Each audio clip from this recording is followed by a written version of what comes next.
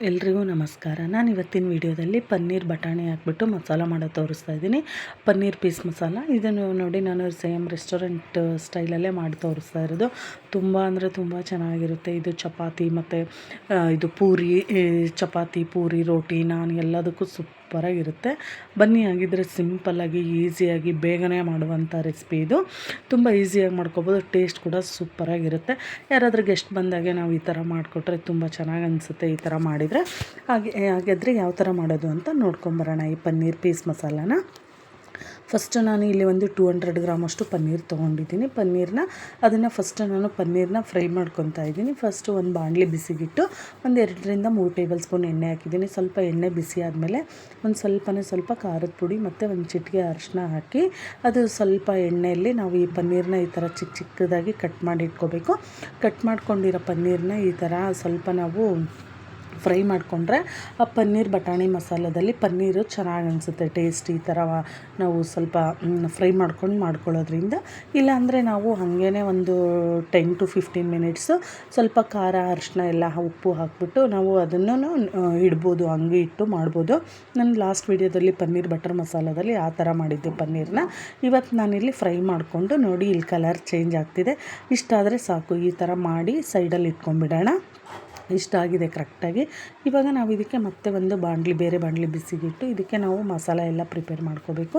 ಈ ಮಸಾಲಕ್ಕೂ ಅಷ್ಟೇ ನಾನು ಒಂದಿಲ್ಲಿ 2 ಟೇಬಲ್ ಸ್ಪೂನ್ ಅಷ್ಟು ಎಣ್ಣೆ ಹಾಕ್ತಾಯಿದ್ದೀನಿ. ಎಣ್ಣೆನೂ ಸ್ವಲ್ಪ ಬಿಸಿ ಆಗಲಿ. ಬಿಸಿ ಆದಮೇಲೆ ಇದಕ್ಕೆ ನೋಡಿ ಎಲ್ಲ ಮಸಾಲ ಐಟಮ್ಸ್ ಹಾಕ್ಕೋಬೇಕು. ಒಂದು 1/4 ಟೀ ಸ್ಪೂನಷ್ಟು ಸಾಜೀರಿಗೆ ಹಾಕಿದ್ದೀನಿ.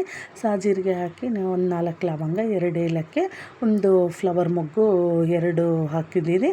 ಆಮೇಲೆ ಇದು ಚಕ್ಕೆನೂ ಒಂದು ಉದ್ದುದ್ದ 1 ಇಂಚಿನಷ್ಟು ಹಾಕಿರೋದು ಆಮೇಲೆ ಒಂದು ಮೀಡಿಯಮ್ ಸೈಜ್ದು ಒಂದು 2 ಈರುಳ್ಳಿನ ಕಟ್ ಮಾಡಿ ಹಾಕ್ಕೊಂಡಿದ್ದೀವಿ. ಒಂದು 4 ಹಸಿಮೆಣ್ಸಿನ್ಕಾಯಿ, ಶುಂಠಿ, ಬೆಳ್ಳುಳ್ಳಿ ಇಷ್ಟೆಲ್ಲ ಹಾಕ್ಬಿಟ್ಟು ಚೆನ್ನಾಗಿ ಇದನ್ನು ಫ್ರೈ ಮಾಡೋಣ.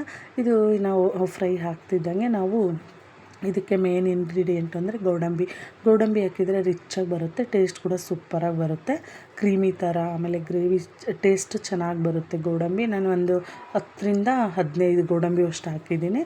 ಆಮೇಲೆ ಒಂದು 3 ಟೊಮೊಟೊ ಹಾಕಿದ್ದೀನಿ. ಇಲ್ಲಿ ನಾನು ಇದು ಹುಳಿ ಟೊಮೊಟೊನ ತೊಗೊಂಡಿದ್ದೀನಿ, ನಾಟಿ ಟೊಮೊಟೊ. ಇಲ್ಲಿ ನಿಮಗೆ ಬೇಕು ಅಂದರೆ ಹುಳಿ ಟೊಮೊಟೊ, ಬೇಡ ಅಂದರೆ ಇದು ಫಾರಮ್ ಟೊಮೊಟೊನೂ ಹಾಕ್ಕೋಬೋದು, ಆ್ಯಪಲ್ ಟೊಮೊಟೊನು ಎಲ್ಲ ಹಾಕಿಬಿಟ್ಟು ಚೆನ್ನಾಗಿ ಇದನ್ನೆಲ್ಲ ಮಿಕ್ಸ್ ಮಾಡಬೇಕು. ಚೆನ್ನಾಗಿ ಫ್ರೈ ಆಗಬೇಕು.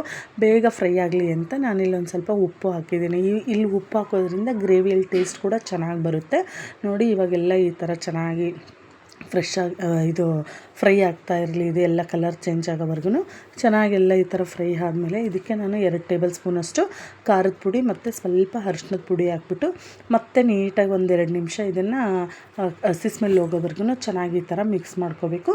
ಮಿಕ್ಸ್ ಮಾಡ್ಕೊಂಡು ಆದಮೇಲೆ ಇದನ್ನು ಸ್ವಲ್ಪ ತಣ್ಣಗಾಗಕ್ಕೆ ಬಿಡೋಣ. ನೀಟಾಗೆಲ್ಲ ಮಿಕ್ಸ್ ಆದಮೇಲೆ ಇದು ಫುಲ್ಲು ತಣ್ಣಗಾದಮೇಲೆ ನಾವು ಇದನ್ನು ಮಿಕ್ಸಿ ಮಾಡ್ಕೋಬೇಕು.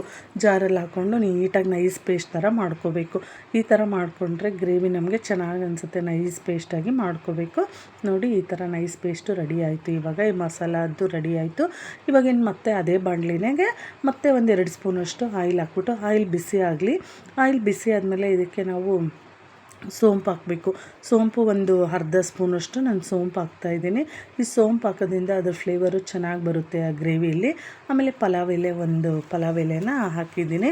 ಇದೆರಡು ಸ್ವಲ್ಪ ಫ್ರೈ ಆದಮೇಲೆ ಇದಕ್ಕೆ ನಾನು 2 ಟೇಬಲ್ ಸ್ಪೂನಷ್ಟು ಖಾರದ ಪುಡಿ, ಒಂದು ಚಿಟಿಕೆ ಅರಿಶಿನ ಹಾಕಿದ್ದೀನಿ.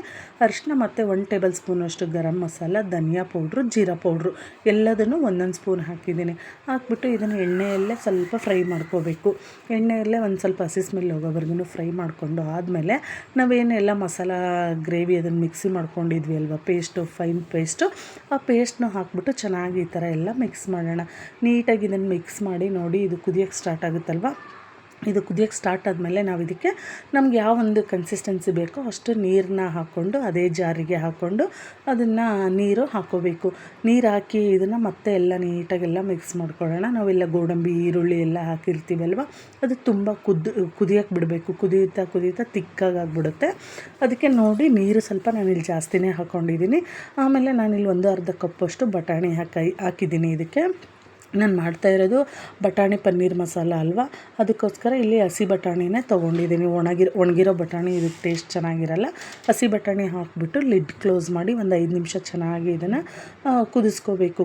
ಈ ಥರ ಕುದಿಯೋದ್ರಿಂದ ಗ್ರೇವಿ ಟೇಸ್ಟ್ ಚೆನ್ನಾಗಿ ಬರುತ್ತೆ. ಆಮೇಲೆ ಉಪ್ಪು ಕೂಡ ಅಷ್ಟೇ, ನಾವು ಆವಾಗಲೇ ಅದನ್ನೇನು ಫ್ರೈ ಮಾಡ್ಕೋಬೇಕಾದ್ರೆ ಉಪ್ಪು ಹಾಕ್ಕೊಂಡಿದ್ನಲ್ವ, ಮತ್ತು ಇನ್ನೊಂದು ಸ್ವಲ್ಪ ಉಪ್ಪು ಹಾಕ್ಬಿಟ್ಟು ನಾವೇನು ಪನ್ನೀರನ್ನ ಇಟ್ಕೊಂಡಿದ್ವಿ ಅಲ್ವ, ಫ್ರೈ ಮಾಡಿ ಇಟ್ಕೊಂಡು ಆ ಪನ್ನೀರನ್ನು ಎಲ್ಲ ಹಾಕ್ಬಿಟ್ಟು ನೀಟಾಗೆಲ್ಲ ಮಿಕ್ಸ್ ಮಾಡೋಣ. ನೀಟಾಗೆಲ್ಲ ಮಿಕ್ಸ್ ಮಾಡಿ ಮತ್ತೆ ಒಂದು ಪನ್ನೀರ್ ಹಾಕಿದ ಮೇಲೆ ಮತ್ತೆ ಒಂದು 2ರಿಂದ 3 ನಿಮಿಷ ಚೆನ್ನಾಗಿ ಇದನ್ನು ಲಿಡ್ ಕ್ಲೋಸ್ ಮಾಡಿಬಿಟ್ಟು ಕುದಿಯೋಕ್ಕೆ ಬಿಡೋಣ. ಈ ಥರ ಚೆನ್ನಾಗಿ ಕುದಿಯೋಕ್ಕೆ ಬಿಟ್ಟರೆ ಅದು ಆಯಿಲೆಲ್ಲ ಬಿಟ್ಕೊಂಡು ಟೇಸ್ಟ್ ಚೆನ್ನಾಗಿ ಬರುತ್ತೆ. ಇನ್ನು ಕುದಿಯೋದು ಆದಮೇಲೆ ಲಾಸ್ಟಲ್ಲಿ ಇದಕ್ಕೆ ಇದು ಕಸ್ತೂರಿ ಮೇಥಿ ಸ್ವಲ್ಪ ಮತ್ತು ಕೊತ್ತಂಬರಿ ಸೊಪ್ಪು ಎಲ್ಲದನ್ನೂ ಹಾಕಿ ಮತ್ತೆ ಒಂದು ನೀಟಾಗೆಲ್ಲ ಮಿಕ್ಸ್ ಮಾಡೋಣ. ಚೆನ್ನಾಗಿ ಈ ಥರ ಎಲ್ಲ ಮಿಕ್ಸ್ ಮಾಡಿದರೆ ನಿಜವಾಗ್ಲೂ ಸಖತ್ತಾಗಿದೆ ಗೊತ್ತಾ, ಟೇಸ್ಟು ಸೂಪರಾಗೆ ಬಂದಿದೆ. ಇಲ್ಲಿ ನಿಮ್ಗೆ ಇನ್ನೊಂದು ಸ್ವಲ್ಪ ಉಪ್ಪು ಏನಾದರೂ ಬೇಕು ಅಂದರೆ ನೋಡಿಬಿಟ್ಟು ಹಾಕೋಬೋದು. ತುಂಬ ರಿಚ್ಚಾಗಿ ಬಂದಿದೆ ಇದು. ಇದನ್ನು ನಾವು ಚಪಾತಿ ಜೊತೆನೂ ತಿನ್ಬೋದು, ಪೂರಿ ಇಲ್ಲ ರೋಟಿ, ನಾನು ಯಾವುದು ನಮ್ಮ ಮನೇಲಿ ಮಾಡ್ಕೋಬೇಕನ್ಸುತ್ತೋ ಅದರ ಜೊತೆ ಮಾಡಿಕೊಂಡು ತಿನ್ಬೋದು. ಒಳ್ಳೆ ಗ್ರೇವಿನೇ ಅಂತಲೇ ಹೇಳ್ಬೋದು. ಇದು ಸಖತ್ತಾಗಿ ಬಂದಿದೆ ಟೇಸ್ಟ್. ಸೇಮ್ ಹೋಟೆಲ್ಲು ರೆಸ್ಟೋರೆಂಟ್ಗಿಂತ ಟೇಸ್ಟ್ ಚೆನ್ನಾಗೇ ಬರುತ್ತೆ ಇದೇ ಒಂದು ಮೆಥಡಲ್ಲಿ ಮಾಡಿದರೆ. ಸೂಪರಾಗಿ ಬಂದಿದೆ. ನಿಮಗೂ ಈ ವಿಡಿಯೋ ಇಷ್ಟ ಆಗಿದ್ದರೆ ಪ್ಲೀಸ್ ನೀವು ಒಂದು ಸರಿ ಮಾಡಿ ನೋಡಿ. ಇದೇ ಒಂದು ಮೆಥಡಲ್ಲಿ ಸಖತ್ತಾಗಿ ಬರುತ್ತೆ. ತುಂಬ ಸಿಂಪಲ್ಲಾಗಿ ಈಸಿಯಾಗಿ ಮಾಡ್ಕೋಬೋದು. ನಿಮಗೂ ಈ ವಿಡಿಯೋ ಇಷ್ಟ ಆಗಿದ್ದರೆ ಪ್ಲೀಸ್ ಲೈಕ್ ಮಾಡಿ, ಶೇರ್ ಮಾಡಿ, ಸಬ್ಸ್ಕ್ರೈಬ್ ಮಾಡಿ. ಯಾವ ಥರ ಬಂದಿದೆ ಅಂತ ಕಮೆಂಟಲ್ಲಿ ತಿಳಿಸಿ. Thank you so much.